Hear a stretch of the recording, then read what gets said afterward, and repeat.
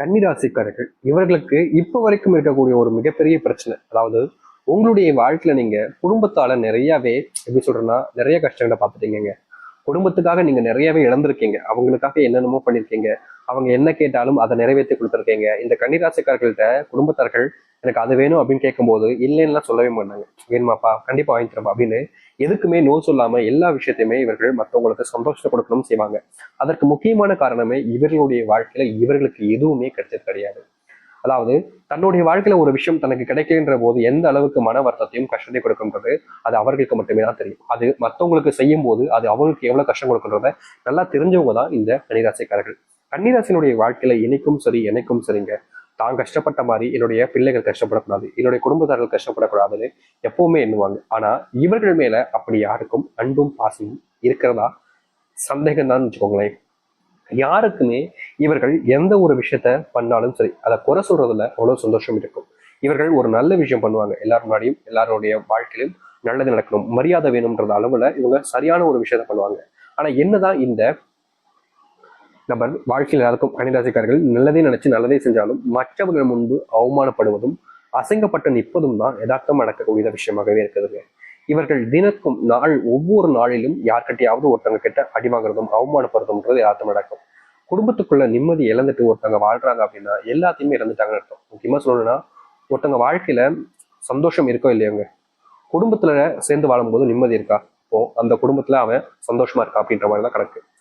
ஆனா ஒருத்தனுடைய வாழ்க்கையில குடும்பமே சந்தோஷமா இல்லாம போச்சு, குடும்பமே தன்னுடைய சந்தோஷத்துக்கு எதிரியாகவும் அழிவுக்காகவும் நிக்குது அப்படின்னா அவங்களுடைய வாழ்க்கையில அதை விட கொடுமையான ஒரு விஷயம்னு எதுவுமே இருக்காதுன்னு நாங்க சொல்லணும். இது நாள் வரைக்குமே இவர்களுடைய வாழ்க்கையில நடந்துகிட்டு இருக்கக்கூடிய ஒரு விஷயமாக தான் இப்போ வரைக்குமே இருக்கு. நிறைய நபர்கள் சொல்லலாம் ஏத்துக்க முடியாது, இது போய் அப்படி இப்படின்னு என்னென்னமோ உருட்டலாம். ஆனா உண்மை இதுதானங்க, உங்களுடைய மனசுக்கே தெரியும் இது உண்மையா இல்லையான்றது. இது நாள் வரைக்குமே நீங்க குடும்பத்தார்களால நிறைய கஷ்டப்பட்டிருக்கீங்க, நிறைய விஷயங்கள் இழந்திருக்கீங்க. சந்தோஷம் இல்லாத ஒரு வாழ்க்கையாகவும் உங்களுக்கு இப்போ அமைஞ்சுக்கிட்டு இருக்குன்னா அதற்கு முக்கியமான காரணமே உங்களுடைய குடும்பத்தார்கள் தான். இது மட்டும் இல்லைங்க, இவர்களுடைய வாழ்க்கையில இன்னைக்கு எடுத்துக்கிட்டா கூட, அதாவது இந்த கன்னிராசிக்காருடைய வாழ்க்கையில இப்ப எடுத்து பாருங்கவே, இவர்கள் மற்றவர்களுக்கு செஞ்சக்கூடிய நல்லதுன்றது ரொம்ப அதிகமா இருக்கும். ஆனா இவர்களுக்கு யாருமே ஒருத்தர் கூட செஞ்சிருக்க மாட்டாங்க. முக்கியமா இவர்கள் மற்றவங்களுக்கு நல்லது செஞ்சிருந்தாலும் மற்றவர்களிடம் இருந்து இவர்களுக்கு கிடைப்பது என்னமோ கெட்ட பேர் தான். இந்த நாள் வரைக்குமே மற்றவங்களுக்கு நல்லது செய்யணும், மற்றவங்களுக்கு நல்லது செய்ய விஷயங்கள் எல்லாமே இவர்களுக்கு வாழ்க்கையில கஷ்டத்தையும் கடனையும் பெருசா ஏற்படுத்தி கொடுத்துருச்சு. இது குடும்பத்துக்குள்ள இவங்க வேலைக்கு போறாங்க அப்படின்னாலே வேலைக்கு போற இடத்துல அடிக்கடி யார்கிட்டயாவது சண்டை போடக்கூடிய நிலைமைக்கு தள்ளப்படுறாங்க. கண்டிப்பா சொல்ல போனா அந்த வேலையை விட்டுட்டு வரணும்ன்ற எண்ணம் இருந்தாலும் இந்த கன்னிராசிக்காரர்கள் அது முடியாது. ஏன்னா வேலையை விட்டுட்டு வந்தா குடும்பத்துக்காக செஞ்ச பல விஷயங்கள் கடன்ல கிடக்குது. காசு கடன் வாங்கி தான் செஞ்சோம், கடன் அடைக்கணுமே, அப்படி இல்லைன்னா நம்முடைய குடும்பம் மானமே போயிருமே. நான் கஷ்டப்பட்டத விஷயங்களை கஷ்டப்பட்டுல விடல சரி, ஆனா இப்படி ஒரு கடன் பிரச்சனைகளை என் குடும்பத்தை தவிக்கணுமா, நிச்சயமா கூடாதுன்றதுக்காக என்னதான் அங்க பிரச்சனை வந்தாலும் முடிஞ்ச அளவுக்கு அவங்கள கண்ட்ரோல் பண்ணிப்பாங்க. சில விஷயங்கள்ல இவங்களை அறியாமல சில விஷயங்கள் பேசினாலும் அதுக்கப்புறமா அவங்க கிட்ட கெஞ்சி கூத்தாடி அந்த வேலையில நிக்க வேண்டிய நிலைமைக்கு தள்ளப்படுவாங்க. இப்படி இருக்கக்கூடிய ஒரு வாழ்க்கை கன்னிராசிக்காரர்களுக்கு. இது வேலையில இருக்கக்கூடிய ஒரு பிரச்சனை. இது மட்டும் இல்ல, நிறைய விஷயங்கள் இருக்குது. அது மட்டும் இல்லைங்க, இன்னி நிமிஷம் வரைக்கும் இன்னைக்கு எடுத்துக்கிட்டா கூட கன்னிராசினுடைய வாழ்க்கையில காதல்ன்ற ஒரு விஷயத்துல ஏமாற்றம் என்பது இருக்கத்தான் செய்யுது. நித்தம் இந்த காதல் பிரச்சனால தினமும் அழுதுகிட்டே இருக்காங்க அப்படின்னா கன்னிராசிக்காரர்கள் தான். இப்போ வெறும் 3 பிரச்சனைலாம் பார்த்திருக்கோம். இதுக்கப்புறம் சொல்லணும்னா நிறைய 1008 விஷயங்கள் இருக்கு. அது எல்லாத்தையுமே சொல்லணும்னா சொல்லிக்கிட்டே தான் இருக்கணும். ஆனா இனி நடக்கக்கூடிய விஷயங்களை பார்க்கணும்ல, கஷ்டத்தை மட்டுமே பேசிக்கிட்டே இருந்தா என்னைக்குதான் வாழ்க்கையில முன்னேற போறோம், சரிங்களா? அதனால இனி வரக்கூடிய காலங்கள்ல கன்னிராசினுடைய வாழ்க்கை எப்படி மாறுது, எந்த அளவுக்கு நல்லது நடக்க போகுது என்பதை பற்றி தெளிவாக பார்ப்போம். அதற்கு முன் நம்முடைய சேனலுக்கு நீங்கள் ஒரு புதிய பார்வையில் இருப்பினும் இதுவரைக்கும் நம்ம சேனலை சப்ஸ்கிரைப் பண்ணாமல் பார்க்குறன்ற போதும் சேனலை மறக்காம சப்ஸ்கிரைப் பண்ணிக்கோங்க.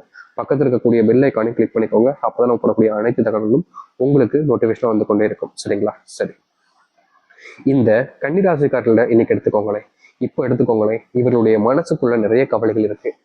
அதுல முக்கியமான ஒரு விஷயம்னா இந்த குடும்பத்துக்குள்ள இருக்கக்கூடிய நிம்மதி இல்லாத சந்தோஷம், அன்பு கிடைக்காத ஒரு வாழ்க்கை, யாருமே என் மேல பாசம் காமிக்க மாட்டாங்களேன்ற ஒரு வெறுப்பு, யாருமே எனக்காக இருக்க மாட்டாங்களேன்ற ஒரு கோபம், இது எல்லாத்துக்குமான தீர்வாக உங்களுடைய வாழ்க்கையில கிடைக்க போகுதுங்க. உங்களுக்கு திருமண யோகம் என்பது இருக்கும். அந்த திருமண யோகத்தின் மூலியமா உங்க மேல பயங்கரமான அன்பு பாசம் எல்லாமே கிடைக்கும். உங்களுடைய வாழ்க்கையில நீங்க நினைச்சு செய்ய முடியாத விஷயம் எல்லாத்தையுமே அவர்கள் உங்களுக்காக செஞ்சு கொடுப்பாங்க. உங்களுடைய சந்தோஷத்துக்காக வாழக்கூடிய நபராக ஒரு வாழ்க்கைன்றது அமையுதுன்னா அது இனி வரக்கூடிய காலங்கள்ல இந்த கன்னிராசினுடைய வாழ்க்கையில அமையும். இதற்கு முன்பு வரைக்கும் கன்னிராசினுடைய வாழ்க்கையில இப்படிப்பட்ட ஒரு வாழ்க்கை அமையவே இல்லைங்க. அதாவது இவர்கள் மற்றவர்கள் சந்தோஷத்துக்காக எல்லாத்தையுமே பண்ணாங்களே தவிர இவர்களுடைய சந்தோஷத்துக்காக யாருமே எந்த ஒரு விஷயத்தையுமே பண்ணது கிடையாது. ஆனா இனி வரக்கூடிய காலங்கள்ல உங்களுடைய சந்தோஷத்துக்காக மற்றவர்கள் எல்லோரும் சேர்ந்து உங்களை சந்தோஷப்படுத்த ஆரம்பிப்பாங்க. அப்படிப்பட்ட ஒரு நாள் இப்போது வந்திருக்கின்றது. யதார்த்தமான ஒரு விஷயம். ரொம்ப கடினமா இருக்கலாம், ஆனா இனி வரக்கூடிய காலங்கள் இப்படிதான் அமையும். அது மட்டும் இல்லைங்க, இன்னைக்கு வரைக்கும் உங்களுடைய வாழ்க்கையில நீங்க கண்ணீர் விட்டுக்கிட்டே தான் தூங்குறீங்க. இந்த கண்ணீர்னாலேயே வாழ்க்கை போயிடுமா? முக்கியமா சொல்ல போனா இவங்களுடைய தலைகாணி வேற நிறத்துல இருந்தாலும் சரி, அதாவது கண்ணீர் கலர் நிறத்துல இருந்து தலைவாணி வெள்ளை நிறத்துல இருந்தா போதும், அந்த தலைகாணியே முழுவதுமாக அந்த கலர்ல மாறி இருக்கும். அந்த அளவுக்கு வாழ்க்கையில கண்ணீரோடு இருக்கக்கூடிய நபர்கள்னா அது கண்ணீராசிக்காரர்கள் தான். அப்படிப்பட்ட கண்ணீராசினுடைய வாழ்க்கையில இனி வரக்கூடிய காலங்கள்ல கண்ணீர் என்பது என்னன்னு கேட்கக்கூடிய அளவுல மாற்றங்கள் என்பது நிகழ ஆரம்பிக்கும். துன்பப்பட்ட உங்களுடைய வாழ்க்கையில துன்பங்கள் இல்லாத ஒரு வாழ்க்கையாக நீங்க மாத்திக்க முடியும். நீங்க இதற்கு முன்பு வரைக்கும் அனுபவிச்ச சின்ன சின்ன கஷ்டங்கள் இருந்தும் நீங்குவதற்கான காலங்களாக இருக்க போகுது. கன்னிராசினுடைய மனசுக்குள்ள குமுறி கடந்த கவலைகள் எல்லாமே காணாமல் போகும். உங்க மேல யாருக்கும் அன்பு இல்லை, பாசம் இல்லைன்னு நீங்க நினைச்சுட்டு இருக்கக்கூடிய எண்ணங்களுக்கு முற்றுப்புள்ளி என்பது கிடைக்கும். உங்க மேல அன்பையும் பாசத்தையும் வைக்க ஆரம்பிப்பாங்க. நீங்க வேலைக்கு போற இடத்துல அதிகப்படியான சண்டைகள் சச்சரவுகள் இதற்கு முன்பு வரைக்கும் இருந்துச்சுல, அவர்கள் உங்களை புரிஞ்சுப்பாங்க. இனி வரக்கூடிய காலங்கள்ல எக்காரணத்தை கொண்டு உங்க கூட சண்டை போடக்கூடாதுன்ற அளவுக்கு உங்க மேல அன்பு காமிக்க ஆரம்பிப்பாங்க. நீங்களும் அதை பொறுத்து போய்கிட்டு இருந்தீங்கல்ல, அதுக்கான தீர்வுகளும் உங்களுடைய வாழ்க்கையில கிடைக்க ஆரம்பிக்கும்.